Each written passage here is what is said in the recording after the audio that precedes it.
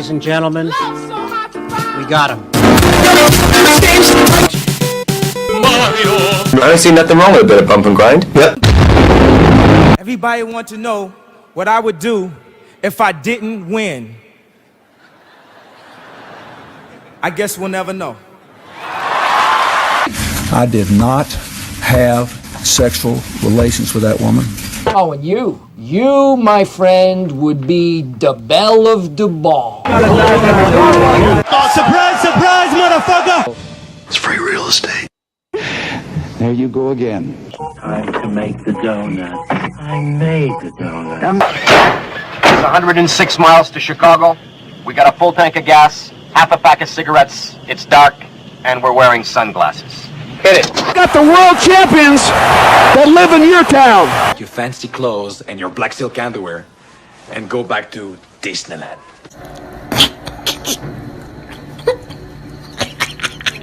I wish I knew how to quit you. We did it. We did it, Joe.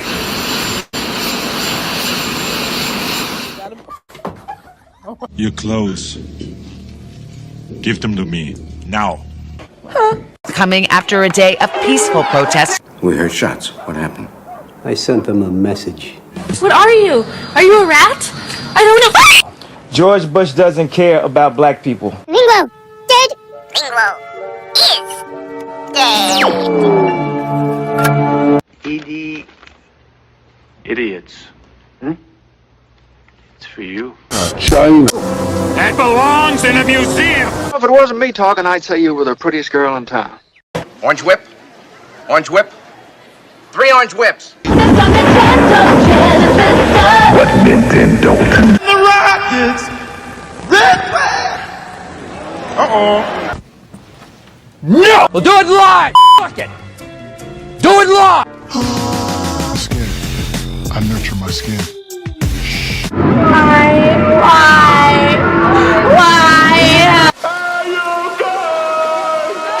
It's like comics are boom. Nice dogs and cats living together. Mass hysteria. I just want to say from the bottom of my heart, I'd like to take this chance to apologize to absolutely nobody. Argument here. NBA, WNBA. One is a sport, one is a joke. I love sports, I love jokes. The MVP of Super Bowl 50 is Von Miller. Real opportunity lost if we had Clark Kent replaced by another straight white savior. Hey guys, it's me, your buddy Cable Tape. I was going to do a drawing stream for you here. I got a portrait of justice. I might give it away to someone or something like that. But let me bring over the. I'm going to set up my camera here. I've got my virtual camera working, and I'm going to set up the start the camera. So I'm over here on my desk, and let's see who's here. Let's see who's here. That's a new intro for my channel that my daughter, the very talented Minnie El Taib, is working on for me. The great comedian. Who is here? Cranberry Langes, leg kick. Jeremy Burtz is here. I'm here waving at you guys on camera. And who else is here? All kinds of folks are coming in. So, Garth Oostveen. Do love that name. So today I'm going to be working on this. Let me turn on some lights in here because I'm not tracing anything today. Usually my method is to draw, flip, and trace. For instance, I'm working, guys, on concept art for Beef Law. So you see, this is the draw flip method, remember? So we can get all that balance. So I'm actually, Beef Law is in pre-production. Beef Law is coming. It's my next comic after Truth, Justice, American Way. I'll be using some Higgins Black Magic, Higgins, and I'll be using this Winsor Newton Series 7. It's a usually it's sable hair. Sable's a type of squirrel from Russia. So anyway, I'll put these blue tape here so you guys can see, but I'll check on the chat as I work. Jeremy Birds, Cranberry Language, Rick Saylor. Rick Saylor sounds like an adventure guy. You know what I mean? Like Rick Saylor does well with the ladies. You know? Have you guys seen Rick Saylor? He's so brave. It does sound like a hero's name, Rick.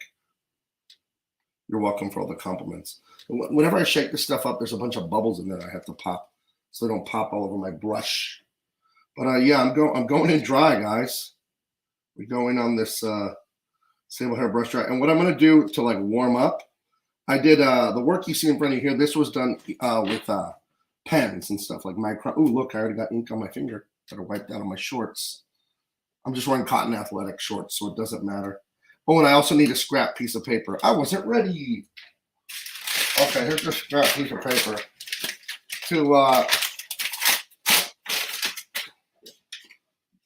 to dab my brush on. If I have an excess of ink, I'll dab my brush on this scrap paper I'm setting off to the side, and away we go. What does the chat have to say? Comicsgate Kings, yes, he just declares it. Let's see. I'm trying to look at the okay, so what are we doing here? Yeah, this isn't nearly wet enough.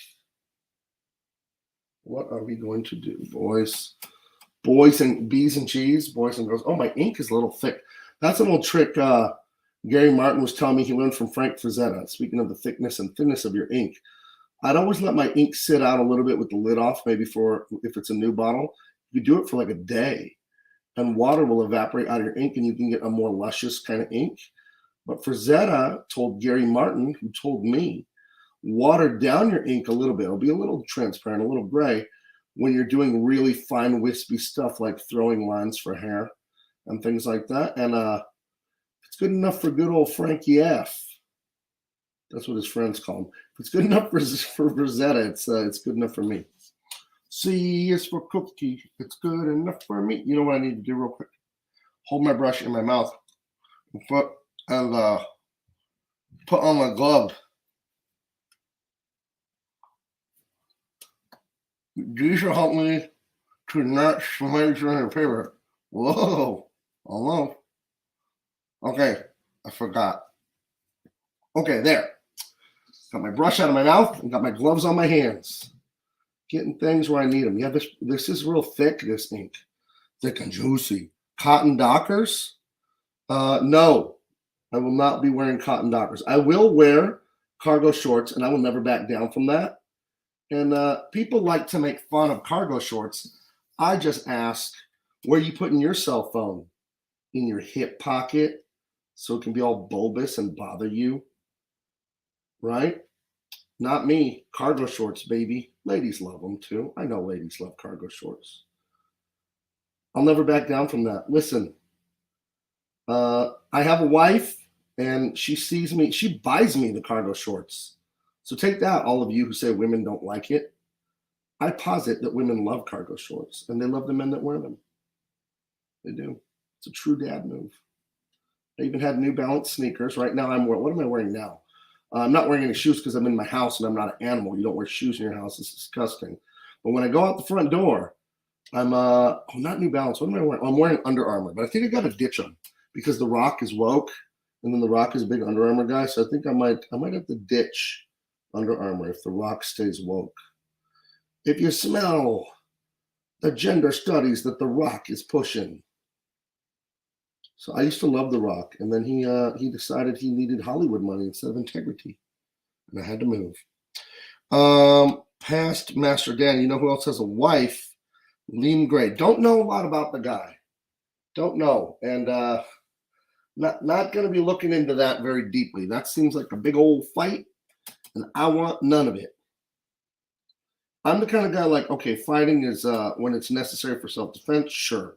My friends are getting clobbered, sure. And YouTube is all metaphorical fighting. None of this is illegal fighting. I mean, like bickering and arguing. You messing with my homies, then maybe I'll say something. But you know, as far as fighting for the lulz, not my style. Time to switch back to black silk underwear. Who says I ever left black silk underwear? Paul Bechlada. I'm not sure how to say your name, but yeah. Come on. Would any self-respecting fan of the Van Damme masterpiece, Double Impact, starring Van Damme in 2 roles of Alex and Chad? It is funny that the badass brothers, Alex, and the kind of the wimpy, like Hollywood fancy boy brothers, Chad, because nowadays when we think of Chad, we think of like, you know, he's a total Chad. And but I guess back then, maybe in 1993 or whatever it was, the Chad was the dip. The Chad was the zero, the nerd. And the Alex. Dude, he's such an Alex, bro. In Beef Law, my martial arts, I'm thinking of doing it as a manga, guys. As a tankoban, someone told me they're called. A manga graphic novel is a tankoban. I did not know that. Or takoban, tankoban. I don't know. I'm thinking of doing it in that style, Beef Law. And be very excited. So I was working on concept art for that today. Truth, Justice, American Way still has my full attention, but I had a little bit of time today to be doing some pencil work on Beef Law. It is I'll just color with that. It's a 1990s action movie. Jacob Hernandez says, once you put a ring on them, it's too late. LOL. Wife found out about my love for comics and video games about a year after we were dating. That's right. And she stayed with you. And I bet you wear cargo shorts like a real man. A real man. What, like if my family's going to get me something for Father's Day, I wouldn't get mad at cargo shorts. I wouldn't. Listen, they're sensible, okay? And the ladies love them. That's one of those things where a lady's testing you. You know how women will say up and they really mean down to see if you're paying attention? Beautiful women everywhere say they don't like cargo shorts, but I'm telling you guys, it works for me, baby. Works for me. Also, these gloves. I know these gloves are irresistible to the ladies. I know, girls. Calm down. I'm married. Sorry. You missed your chance. You missed your chance, girls. He's taken, ladies. He and his cargo shorts are all taken. Dang, 23 years still going strong. Jacob Hernandez. But do you prefer unplaid cargo shorts or plaid cargo shorts? I don't think I've ever had a pair of plaid cargo shorts. I like the typical men's colors of gray brown, gray green, gray gray, gray blue, gray black, and black black. But it's all like these subdued grayish, masculine colors. Like I'm a woodsman or something, But absolutely, cargo shorts for life. Come on, guys. You feel this. Cranberry Langes says the gloves look cool. Right. And the gloves are lucky. I'm not lucky I'm wearing these gloves. These gloves are lucky I'm wearing them. You feel me? Okay? That's how cool I am. I made these gloves cool. These gloves were already cool, but I took them into orbit, baby. Speaking of orbit, Truth, Justice, American Way, my independent comic, co-created by David Williams, the great David Williams. Very, very busy right now, David. Love that guy. Tremendous man. We're going into orbit. We've raised a couple $1,000. We've raised a couple $1,000 in just the last day or so. Like, we are taking off, guys. If you haven't gotten aboard the hype train, don't get left at the station, kids. Don't get left out. This is going places. This is you're getting in on the ground floor of an amazing comic book universe. I think I've learned to pitch it better. This is my first time doing a Indiegogo, and I think all Indiegogos have problems. All Indiegogos have flaws and mistakes and stuff. And I know I definitely made some mistakes launching this book and doing certain things, and things I'll do differently. Talk to Malin. He's a great coach to help me figure things out. Ethan has been just invaluable in his help and advice. And the whole crew, to be honest, the whole crew has been great. And the fans, one fan private messaged me today to get the pitch down even smaller, like boil it down even more. And I thought he was absolutely right. He or she, I don't remember. But I'm trying to figure out what to do with this shine here. I don't like this shape I created. I know what to do with it. We'll put a thick line like this. Yeah, we got it. So I'll pitch you guys on this. It's about a minute pitch, but the log line in Hollywood, the log line is like, what is the one sentence idea of your IP? And the log line for Truth, Justice, American Way is, what if the world's most beloved heroes got canceled by the fake news? That's the log line. You dig it? I like that. I was on John De La Rosa's channel. He's a delightful guy. Never hung out with him or talked to him before. And I enjoyed that with him and his fans. I think they're mostly Comic Gate fans, but I think he has other fans too. Mostly pretty cool people there. That was nice to do his show. That was generous of him to put me in front of his office. John of the Rice. That's what De La Rosa means, right? I knew a kid named De La Rosa. That's Italian for of the rose, of the red, of the rosy. I don't know. knew a kid in middle school and high school. That was his family's last name was De La Rosa. And let's see. Oh, we got a comment. Mighty Geek Studios. First of all, women like to show off their curves, and because of that, there's no room for pockets. Are we talking about how women's clothes don't have enough pockets? Camo cargo shirts is like being out without pants. Random McRanderson. Agree. Power up J-Bot. If you don't wear cargo shirts, that means you don't do anything important. I love that. The gloves look cool. Okay, let me catch up on here. Comic Talk with Papa John said he's got a great channel, guys. They're passionate about comics over there. Reminds me of Spider-Man's outfit when he was doing the Scarlet Spider or the 90s Spider-Man outfit with the differently colored finger gloves. Oh, thank you. CG Rising, Hail Gabe, Hermano. Eric the Guapo says, hey, Gabe. And I have not seen Eric the Guapo, but I imagine he probably is, in fact, Guapo. Or we could say a Guapo. That's an interesting thing about Spanish. Is it a G or is it a W? Nobody can tell. Like trash. My grandma would say basura, but it's spelled with a B, right? I know the Filipinos say basura because they have a lot of borrowed Spanish in their language in Tagalog. But yeah, there's that whole like huele or huele means like to smell. Is that a G or a W? I don't know. I hear it both ways depending on the person I'm talking to. En español. Yo hablo poquito español, pero yo no comprendo mucho español. So I understand a little Spanish, but I don't understand a lot of Spanish. I speak a little bit. I don't understand a lot. I can definitely understand more than I can say. And it's because je te dis français patoisant quand je vais à l'école. It's because I studied French for 3 years in high school, and my family is half Mexican. So the combining of those two things, it's given me a bit of an understanding of Espanol. Should have just taken Spanish in high school because my mother's fluent, my grandparents were fluent, my aunt was fluent, my uncle was fluent. So it was a mistake. It was a mistake to not take Spanish.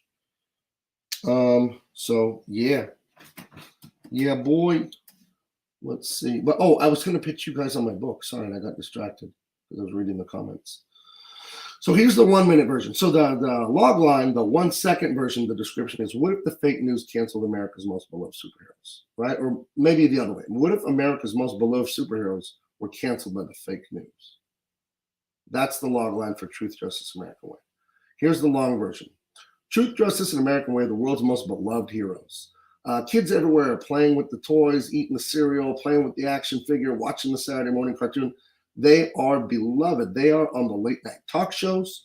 Everybody's laughing and screaming at their amazing and funny anecdotes and stories. To say that this is one of the great love affairs between the public and celebrity is putting it lightly. This is Beatlemania and Bieber fever, all rolled into one. This is amazing what goes on with Truth, Justice, American Way in the public. Total love affair. One day, the worst happens. Absolutely terrible tragedy. Many, many lives are lost. And we know how the fake news and Twitter and social media, we know how it all works. The news starts looking into them and saying, did they do everything they could to prevent this tragedy? Because it looks like they're just enjoying being celebrities, private jets, limos, talk shows, all of it, celebrity endorsements. And suddenly their past is looked into. And did they always do what they could for the public, or many people died while they were just being celebrities? And like that, a firestorm ignites. And they're canceled, man. The government turns against them. The military turns against them. Their friends won't talk to them. They have to go on the run in hiding. Their base is publicly known, the location, because they're so beloved. Well, not anymore. People are after them, and they have to go underground. They have to go into hiding. And they have to figure out who did this and why. And can they even trust each other while they're trying to figure this out? You know, and they don't have a lot of time either. Because if they don't hurry up and solve this, an even bigger tragedy is coming. And this time, it'll cost millions of lives. So that's like the minute and a half version of pitching this, as compared to the what if the fake news canceled the world's most beloved heroes. But yeah, that's what the first volume, the very exciting, the very amazing, the gorgeously illustrated Truth, Justice, American Way is all about. And I could not and could not be more proud to bring it to you with my good friends, David Williams and Gary Martin. You know, it's a real honor to be working with pros like that. Beaver Fever. Wasn't that a porn movie? I said Bieber, like Justin Bieber. How dare you? How dare you? There will be no Beaver Fever in my books unless it's a legit fever that people get from being bitten like by rabid beavers or something. But you can keep the smut, mister. That is not what we are doing. I will admit it was funny, though. I will admit your comment was funny, but let's keep it clean, folks. Let's keep it clean. Yeah, I've been having a great day today. I love what I'm doing here. I love you guys as fans and customers. You're absolutely amazing. Had a little Twitter skirmish today. Won't say who or what, but just, Yanzi's out there taking heads, and it's kind of a sight to behold. I worry for Shane's safety sometimes if he crosses her. No, just kidding. Oh, no, she's fantastic. The way she just dispatches people. I pitied who to mess with Yanzi. And I jumped in, just not that she needed my help, but I felt like, hey, I could add to this a little bit. So I did. Let's see. Eric DeGuapo, we keep it clean, no dirty beavers on this channel. How dare you? How dare you? Let's see. Dr. Mask Retro Elixir's laughing. Twitter is accessible. Yanzi is great, says Dr. Mask Retro Elixir. What is this retro elixir that you speak of? Can it take me back to the past? Speaking of back to the past, that reminds me of the lyrics to the angry Nintendo nerd, who is now the angry video game nerd. Do you guys like him, and why is the answer yes? That was the first YouTuber I ever got into. I remember I had watched Monday Night Football in 2006, and the game was born. I remember the Vikings played that night. I don't know why I remember that. It's 2006. This is so many years ago. And this is back, I still lived in Colorado, actually.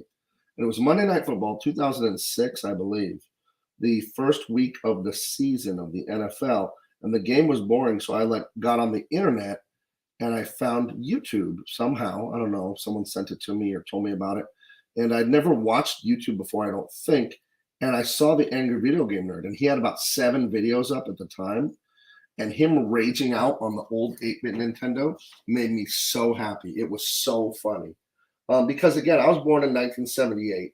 I'm like 2 years older than him. So I totally know about the games he's playing, and I totally relate to. When people tell you that the old Nintendo games were, quote, old Nintendo hard, they ain't kidding, sister. Those games are so hard. There were cheat codes for some of them, but most of them, no. There are so many Nintendo games I never beat. I've never beaten the original Mario Brothers on the 8-bit Nintendo. Never beaten it. I played it, couldn't beat it, and then I just moved on to other games, and I've actually never beaten that game in my life. So that's something, I never beat the first level of Ghosts and Goblins until last year. I didn't own it, but I would play it at my cousin's house. I think he had it, and it was so hard I couldn't beat the first freaking level. And I finally beat it. I bought that I bought the new classic Nintendo that's on Amazon. You guys know what I'm talking about? It's like a little dinky Nintendo with a bunch of games pre-programmed into it. And one of my neighbors told me that he knows a guy that can install 5,000 games on your Nintendo. I did not go do that, but I thought it was intriguing to hear that. I'm like, is that safe? Will I get hacked? Will I get hacked? Will Mark Zuckerberg ban me from the internet if I do that? But I finally beat the first level of Ghosts and Goblins about 30 years after I tried. And I still can't beat the first level of Kid Icarus. I did beat that game as a child because me and Sean Bandy, my friend, we found the cheat codes in some video game magazine or something. You kids don't even know what it was like. There were no websites. There was no, there were mega nerds that were on BBSs and all that, those bulletin boards, starting, I think, in the late 70s. Mega nerds were on the internet, but it was really slow and just dialogue, I think, only just text. But I never got on the internet till 95 or 96. So when I was growing up in the 80s and 90s, you couldn't just get cheat codes on the internet. Damn it. You had to subscribe to Nintendo Power and talk to kids on the bus who would lie to you about codes. I remember a kid telling me there was a code to turn Mike Tyson's Punch-Out into a Freddy Krueger video game. And I was intrigued, but also scared because I didn't like how Freddy looked. I never saw the movie. I've still never seen Nightmare on Elm Street. I wasn't allowed to watch that growing up. Now that I'm an adult, I have no interest. But I remember a kid told me if you put in this certain code, instead of Mike Tyson's glove punching through the logo, Freddy Krueger's claws would come out of the logo. And then you could, I guess, box against Freddy or something. I don't really know. But yeah, one kid told me, I kid you not, this is not a lie. I've said this on stream before. A kid on the bus and I'm still mad at this kid to this day. Kid on the bus told me in 5th grade there was a code on my 8-bit Nintendo at home to get the Playboy channel. So yeah. Let's see. Cranberry Langers says Game Shark, Game Genie. Okay. I guess that's what you used. You had to wimp out and use that thing, not me. I walked uphill both ways in the snow to beat Mega Man 2 and Mega Man 3. That is right. I beat those games. I remember I rented the Lion King video game in like 1990, whatever after that movie came out. It must have been 93, 94. I rented the Lion King and I couldn't beat like the 3rd level. I found out just this year that was like programmed to be almost impossible to beat. And every other kid had the same experience. If you guys ever played Battletoads from East, whatever, Data East or whatever that, they also made Double Dragon. If you ever played Battletoads, had some really like banging pause music. There was a level called the Turbo Tunnel where you basically rode a jet ski through a cave and you couldn't see what was down the line as you drove, and it would just flash where you're supposed to jump, and couldn't beat that level either. And then I find out in my 30s, nobody could beat that level basically. So screw you guys, you devs that made those games hard for little kids, made us cry.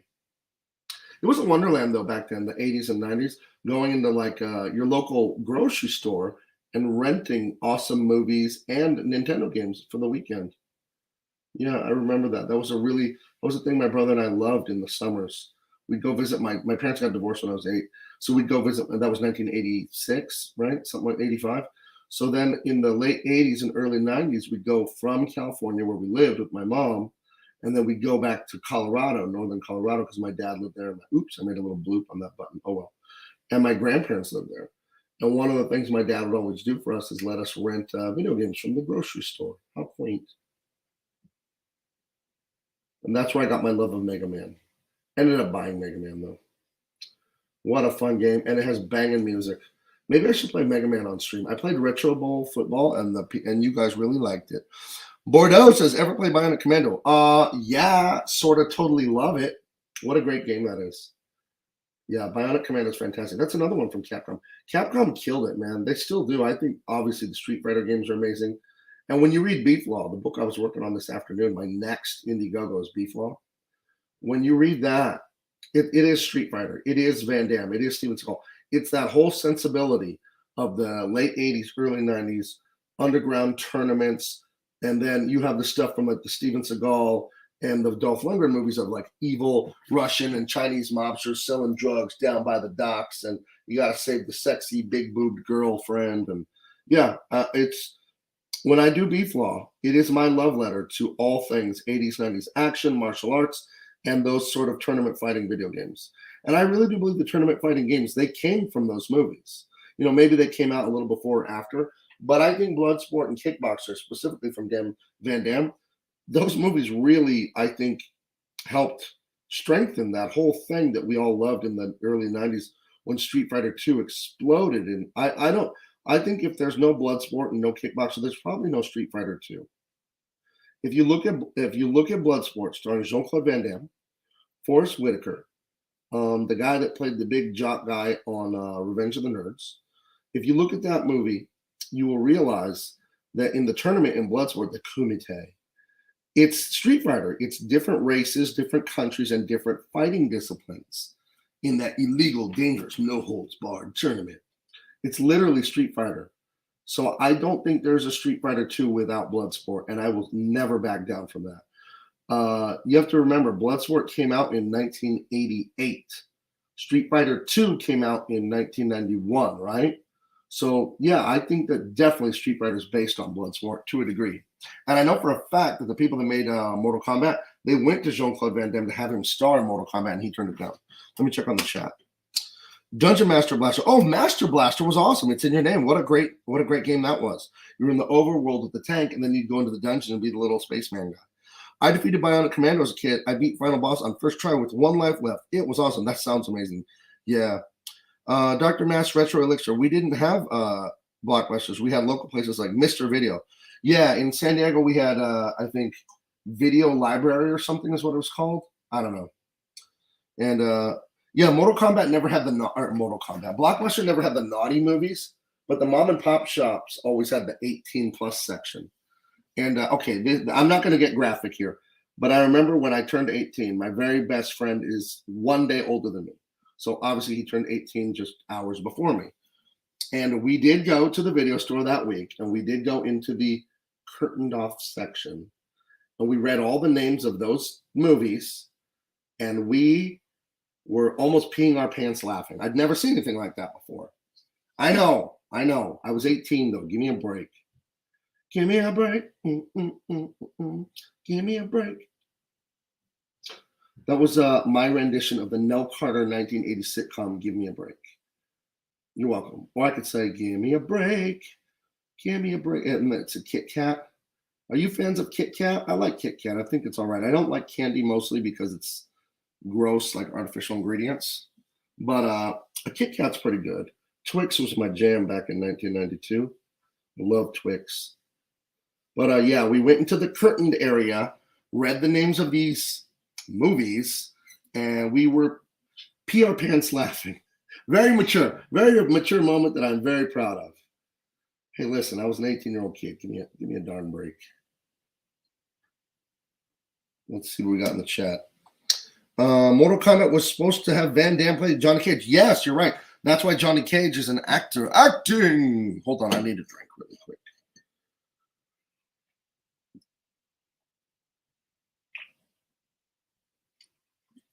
That's me chugging away here. It's water. Stay calm. PGPR is fake fat they use. Past master Ben. Yeah.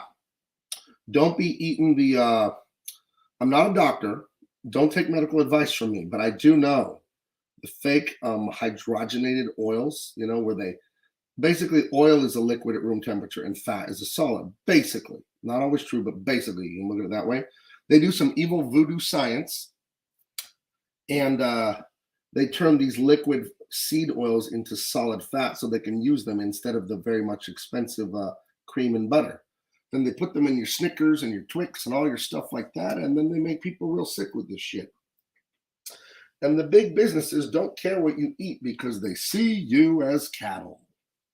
There you go, friends. Yeah. Let's see. Strider on the Genesis. I couldn't beat Strider either. Damn that game. Mortal Kombat devs admitted they lifted Raiden from Big Trouble in Little China. What a great movie. Check out my channel. I have a Double Impact with Shanthan Jetty, the great Shanthan Jetty, one of the most talented dudes I've met in a long time. And we review all things 80s and 90s pop culture. It started off as just action movies, but we've gotten into other stuff. We're going to do Groundhog Day soon. I don't know if we can do it tomorrow because I have my 30-day closeout for Truth, Justice, America Way tomorrow. And we reviewed Big Trouble in Little China, and it was great. It's one of his favorite movies. I've only seen it twice. I think it's fantastic. It's got one of the great jump scares in it, actually, that movie. Yeah. Okay, so hold on. I got to let this dry for just a skosh. I got to let this dry because I want to put in some feathering right here, but I don't want to put my hand right in that ink that's drying. So Power Up J-Bot, trying to figure out what to do in Simon's Questions Nightmare. Yeah, I didn't even bother with that. That was too hard. Luna Comics, sorry, hail, everyone. What did you do? You didn't do anything, Luna. Cranberry Langer says Pocky is good. Yeah, Pocky's delicious, but all this stuff is bad for you. Bordeaux says Musha on the Genesis. I didn't play Genesis. It was a Nintendo household. That's how it was going to stay. My dad didn't fight in the Korean War so you could come home and play a Sega Genesis. In fact, my dad didn't fight in the Korean War at all. So I guess play whatever the hell you want. But no, we were not. Remember that stupid rivalry when you're a kid? I say stupid rivalry and then adults are still into it where they're like, PlayStation, Xbox, bleh. I'm at the point now where I'll just buy either.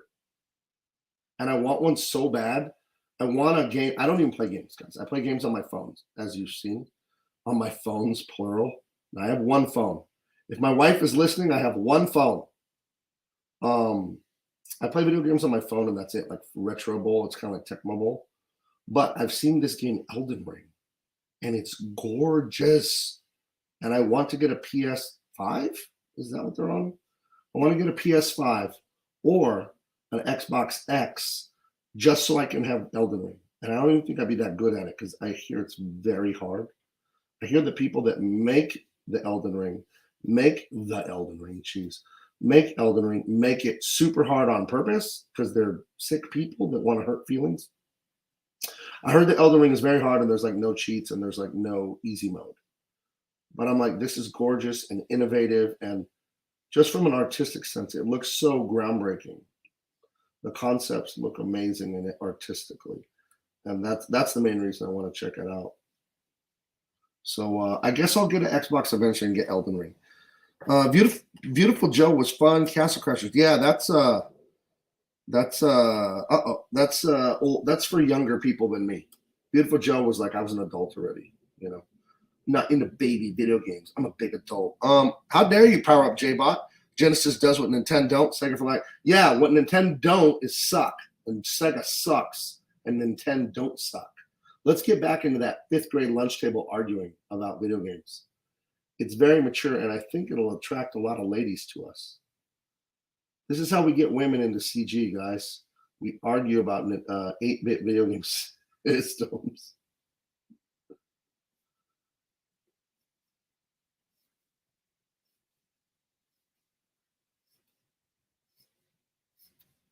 That's how I got my wife.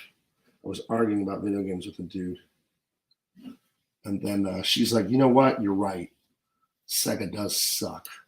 Although the Sonic movie was great, I don't know crap about Sonic. Again, I didn't grow up playing a Sega, so I played Sonic at my friend Sean's house because he got a Sega. He was one of the only kids that had one in the neighborhood. And Sonic movie, I don't know if it sticks to the lore, if the real hardcore Sonicos will like it. But I thought the Sonic movie was very entertaining. It was clean. It didn't have filthy jokes in it. It wasn't like a weird SJW thing. I enjoyed it thoroughly. So, and I was shocked. My wife and I were looking for something to do on a Saturday. I'm like, wow, let's go see this movie. I heard it was cool. And it was cool. Indeed, it was cool. Let's see. Cranberry Language points out that Elden Ring is newer than Beautiful Joe. Right. Past Master Dan remembers when his dad bought Pong home. I have a Pong thing here in my garage. It was my wife's when she was little. Yeah, they had Pong, I think, at their house. The oldest system I had was the Atari, and it's one that never gets mentioned. They must have made 4 of them. It was the Atari, I think, 7800 or 2800. And I really have to do like deep Google search to find it. It's like a completely forgotten system. It must have just been on sale. You know, I had a single mother. It wasn't a ton of money. So I think she did what she could. That was the first system I ever got. Then, like for Christmas or something, one year we got a Nintendo, the 8-bit Nintendo. And then my parents are divorced. So we had a Nintendo at my mom's house in California. And then my dad bought us a Nintendo in Colorado. And then my grandmother, old-fashioned Mexican lady from Texas, or from Juarez, which is actually Mexico. She hated the, as she called it, the Nintendo. She hated that thing. She hated it with a passion. She would give us so much shame and derision for playing this thing. Like literally to the point where I felt like really, really crappy playing it. Like I was just wasting my life. She hated the Nintendo, my grandmother. I don't know why. Hold on, I'm almost done with this actually. Almost done, baby. Gonna cap this ink. So I'm done with the brushwork here. Now I'm gonna go in with the pen and scuff them up. Make sure I don't have too much crap on my fingers. Let me check the chat. The Ragu Overlord. I dug Transformers Devastation, but I wanted more. It's a weekend game. Yeah, see, you guys are younger. I don't know these games. Obviously, I was there when they made the Transformers cartoon. I love that. I don't know what the hell they were thinking, killing Optimus Prime in that movie. Spoilers, he dies in the movie from 1986. You know what I watched last month? David Williams recommended to me that I watch some G.I. Joe as I work on the script for Truth, Justice, American Way, and he was right. G.I. Joe is just the right type of playful crazy that we want, you know, over the top and nutty. And so I watched the G.I. Joe movie, and it holds up. It's ridiculous. And then I watched just some G.I. Joe cartoons on YouTube.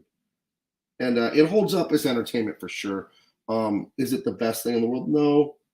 There's some very convenient things that happen plot-wise and stuff that just kind of flimsy and stuff. But it really does feel, even though it's written by men in their 40s and 30s, 40s, 50s, it really does feel like kids playing toys. They do capture that madcap. When I played toys, I didn't go, pow, pow, pow. I got you, Cobra Commander. Skeletor, you'll never get the castle. When I played, it was just like, we have to have a council meeting because we're running out of dilithium crystals that are powering the Star Wars, the spaceships. And we'll have to have a vote. And like my stories were actually really, maybe if I went in a time machine and listened to myself playing, they weren't as deep as I remember.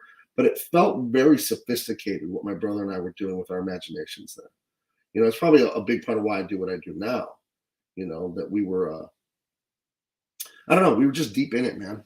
And our stories when we would play was very, very sophisticated. I remember a kid came over to my house to play once, and I was like trying to tell an actual story playing, and he was just like flipping the Ninja Turtle over, and then I said something really dramatic about it was a 1 in a million chance to survive, and he just started laughing and thought it was stupid. And yeah, I'll never forget that. It was like, oh, other people don't play the way I play, with like deep, deep stories and drama and like character arcs. And so some people really do just go pow, pow, pow, pow. That's it. And yeah, it was disappointing, but whatever. But my brother was on my level, so we had a lot of fun doing that stuff together. Power Up J by Elden Ring is like walking around seeing weird and beautiful things that will kill you. Eric the Guapo, Juarez. We have some great CG creators that are in Juarez. 656 Comics, they make great comics. Oh, cool. I have to look at it. Luna Comics. I looked at Andrew Loomis. I can only afford one book right now. Which one should I get? Oh, you know what I would get, Luna? I would get the book that I have. Hold on. Where is it? Get this one. Drawing the head and the hands. Why? Those are the most interesting things to human beings to look at. Our faces. Make your faces beautiful. Go out of your way to make your women beautiful. Do not listen to SJWs. They're stupid. Women and men love looking at beautiful women. Make your men handsome. Now, if you have a villain, a witch, make her ugly, but make her ugly, ugly. And that's fun too. If you have a bad guy and he needs to be ugly to be a bad guy, make him ugly. But your regular characters, these are made up ass people, make them gorgeous. That is your mission. Drawing and then the hands, you need to learn acting with the hands. What are people's hands doing when they talk and when they do things? These are two of the most important things you can do. Get this book first. Get all of his books. Save your pennies. Get all of Loomis's books. Read it, understand it. But then reading his stuff means nothing if you don't absorb it. You only absorb his knowledge by practicing what he says to do. Okay? Oh, and I want to tell you guys. You guys are fantastic fans. Look what I got in the mail. Let me move this so I don't get ink on it. Look what I got in the mail. I got a P.O. box, by the way. I need to tell you guys the address of the P.O. box. I forgot it. Someone sent me a homemade Mr. Majestic t-shirt. Majestic brand melon, starring the great Charles Bronson. So they got me the 2X for my musculature. But yeah, I went and got this out of my P.O. box. And then another guy, he sent me a book about his time in the Georgia National Guard. I have that book. Oh, it's under this stuff right here. Hold on. Yeah. So if you guys ever want to send me something to a P.O. box, feel free. I got to find that book. I have a huge stack of papers behind me. But yeah, that was really nice, man. Let's see. It's all about imagination when playing as a kid. Gunslinger from Hell says, agree. But I do think, Gunslinger, that as adults, we can't let that go away. We can't lose that. We can't lose that. When I write Truth, Justice, American Way, I cannot be embarrassed that these are superheroes. I have to be carefree and fun. And then you will feel the fun that I'm embracing and having. You'll definitely feel it, and you'll love it too. So, and I think that's mostly what's wrong with the SJW writing, aside from the stupid insertion of diversity for no reason.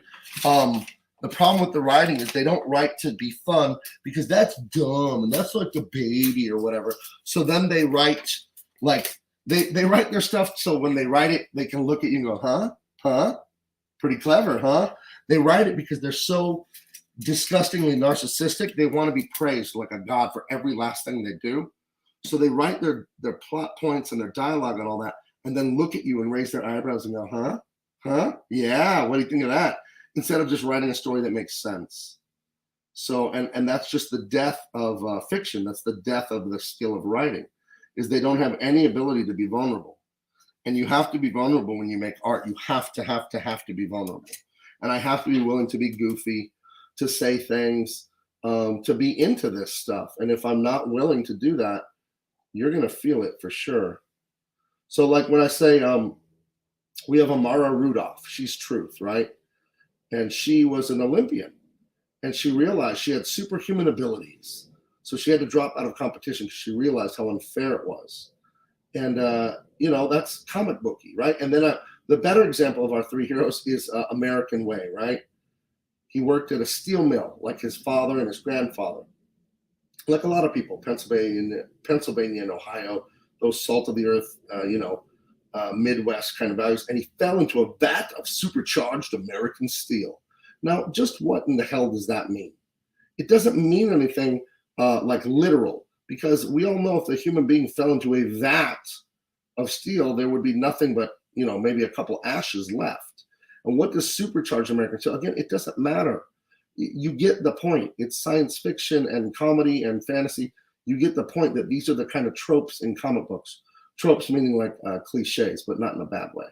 You know what I mean? So that's the kind of playfulness Dave and Gary and I are having with this material, where we're like, yes, it was supercharged American steel. I don't need to explain that because even I don't know what it means, but I do know what it means. You know what I mean? Like you guys don't know what it means, but you do know what it means. And that's the playfulness that I think social justice warriors, they miss out on.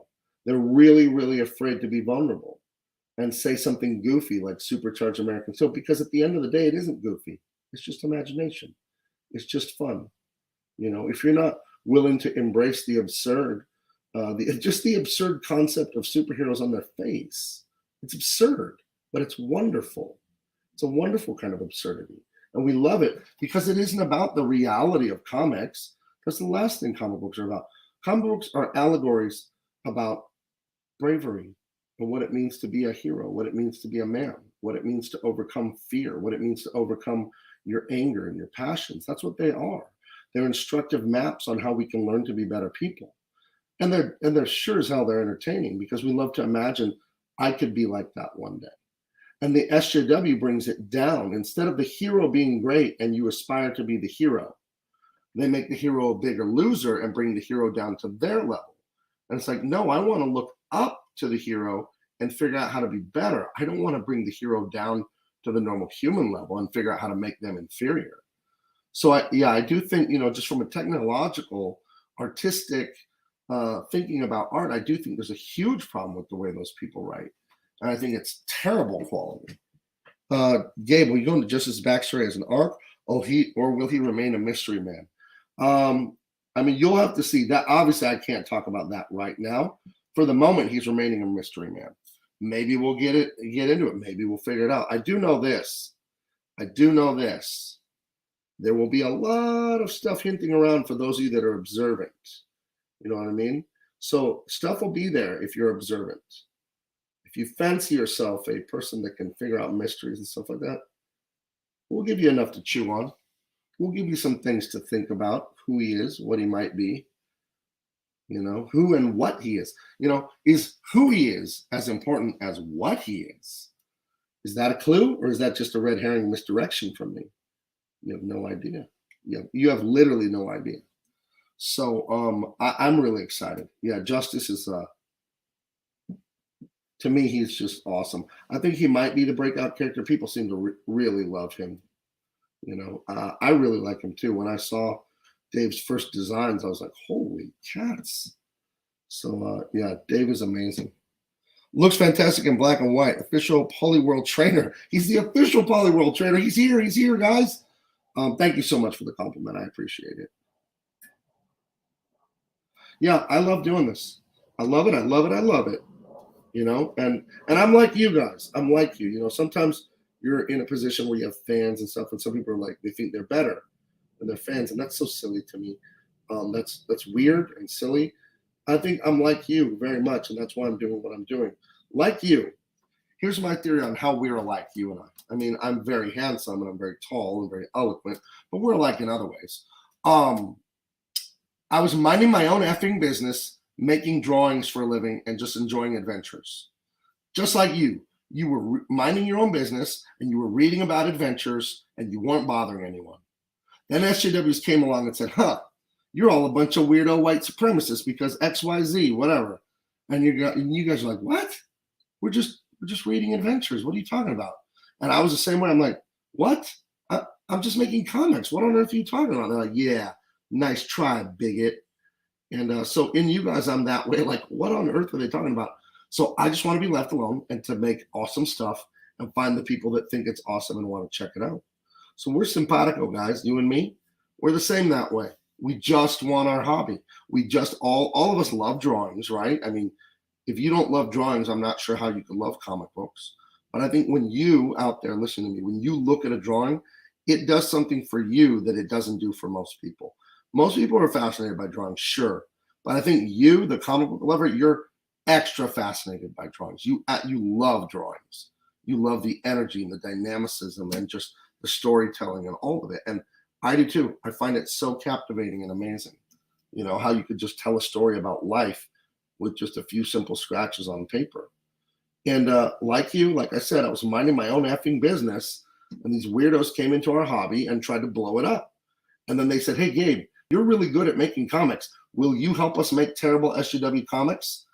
And for a while, I was in denial, like, oh, this will end. This is a fad. And eventually, I just said, I can't do this. I cannot be a part of this. So I had to peace out on them. And now I'm here with you guys. So you're stuck with me. But no, I wouldn't. I would rather be nowhere else.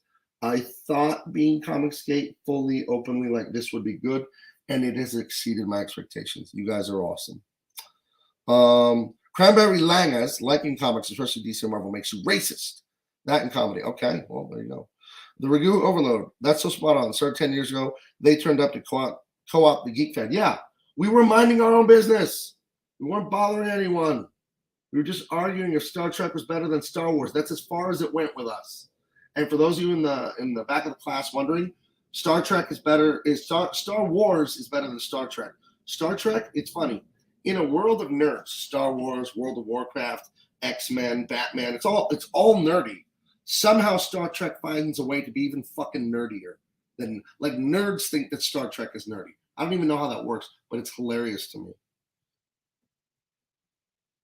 All right, I think this is dried enough. It needs a few white highlights, and then we go and get going. I'm gonna go for a walk, and then I'm gonna lift weights, and I'll probably be on Narwhal's channel tonight to help him close out Nosferatu. Check out the link in the chat, guys. Check out the link in the description, please. If you haven't bought Truth, Justice, American Way, now's the time. We'll close down our first 30. Let's. I want to push it over 50, over 50,000 on the first 30 days. I really want to get there. So if you guys can just take a peek at it. The log line for that, the basic premise of Truth, Justice, American Way is, what if the world's most beloved heroes got canceled by the fake news? That is basically what it's about. You know, there's a longer description that I could give for sure, but I think that's pretty fitting. And in this world of social media and canceling and all that, I think it's a pretty neat description. So Truth, Justice, American Way, they're the most beloved heroes in the world. They are celebrated. Everyone loves them and knows about them, and people visit their headquarters in New Delphi City. Kids have the T-shirts and the cartoon they love to watch and the action figures. They're just the toast of the town, the toast of the world. It's one of the great love affairs between celebrities and their public. One day, the worst happens. Absolute tragedy strikes. There's a huge attack. Many lives are lost. And it looks like Truth, Justice, American Way were responsible for not being mindful, for not doing all they could, for being negligent. And like that, fake news turns on them. They are outcasts. They go on the run. The government and the military are after them. The friends won't talk to them. That this is the worst. They are brought to zero. They have to figure out who did this and why. And if they can't figure it out fast enough, an even bigger disaster is coming. And this time, it'll cost millions of lives. So that is what the first amazing, thrilling, exciting volume of Truth, Justice, American Way is all about. This is a character, Justice, from Truth, Justice, American Way that I just inked here for you on stream. Please check it out. I'm giving you back what they took from you guys, what they took from your hobby. You're sitting there, like I said, minding your own damn business, enjoying your video games, your G4 television, your Star Wars, your Batman. You're enjoying all your stuff, and you're not bothering anyone. You're not bigots. And they come along and say, what's this, bigots? And I'm giving it all back to you. We got nice big boobs in our comics. They're not pervy. They're beautiful, though. We got handsome, awesome, daring good guys. We got evil, ugly, twisted bad guys giving you back what they took from you. They took it from you and told you if you wanted it, you were a disgusting bigot. Well, I say thee nay. I say you guys are not bigots at all. And I'm one of yous. I'm Comicscape for life. So let me sign this here.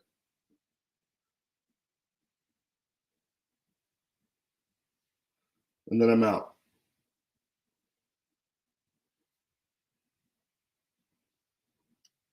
All right, there's Justice. I'll go over back to my computer to shut this all down. I'm going to check the chat. But yeah, support guys like me because I walked away from a big career over in the mainstream so I could fight back, support, so I can stick up for you guys and stick up for this art form. It's too important. It's too important. Let's see. Noijitat. I like both Star Trek and Star Wars, but sadly both have been shit since JJ appeared. Yikes. I don't disagree. Let's see. I'm glad you're getting attention to your independent comic, Gunslinger says. Thank you. Pandemonium. Thank you, Gabe. Paul, don't defund truth, justice, American way. Dire consequences await. The Ragu Overload. That sounds great. I know I'm going to dig that book. Sounds like it'll speak some truths. Yeah, it absolutely will. Let me heading over to my computer over here. You probably hear the sound changing a bit. I will make this go away here. Hold on. And yeah, thank you guys so much. Please check out the book.